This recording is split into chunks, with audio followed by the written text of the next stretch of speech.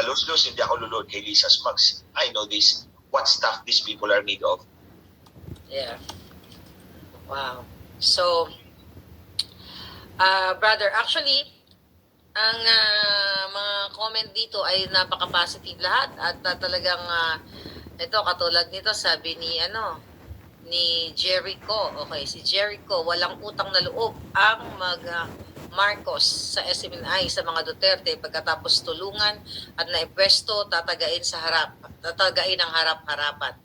True. Kasi, di ba, naalala mo yung debate? Thank you, Jericho. Yung debate, wala namang pumapansin na nga dyan eh. Right?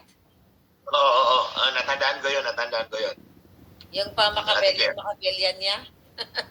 Actually, Jericho, mga kababayan, kung titingnan po ninyo kung sino yung example ng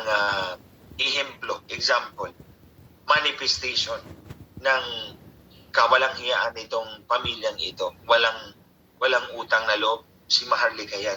Si Ate Claire yan. Mula pa nung 2016, di ba? Ginigising ka kahit anong oras. Pinapa-interview ka nagpapa-interview siya sa iyo. In the same way, ganun din naman ako eh. Tinatawag ng dealer, nakaka-uwi ako ng alas 2 ng umaga. Ni pisong kuting, wala akong natanggap. Kahit sintabo, wala akong natanggap sa kanila. But at the end of the day, we are all disposable because these people are scheming. Yun nga, scheming. Ang gusto lang nila is yung sarili nila. All else are disposable. Kahit yung mga nilagay nila sa pwesto ngayon, they are all disposable. Para sa akin, mga kababayan, kilala ko si Lisa Marcos. I don't want to be an employee of Lisa Marcos. I don't want to be an appointee of Lisa Marcos. Kasi kilala ko yung pagkatao niya. Yung nga, kwento ko nga, sinakain nga niya yung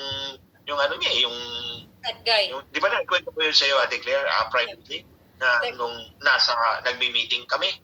Marami kami actually in that long table. And then may nagpi-present po na Indian about the software, nung kampanya ito. Nawala yung internet. Pinatawag ni Lisa Marcos Adrian. Siya yung in charge doon sa Sinakal niya. Sabi niya, balik mo yung internet ngayon. I mean, I was shocked. I mean, sabi ko, ito bang klaseng tao ang luluhuran ko just to get an appointment? I'm not going to do that. Yeah. Hindi ako magpapakababa ng sarili kong pagkatao. Hindi, I will not lower my dignity to serve a person like that. Yeah. Or nakatingala ka sa taong ganyan.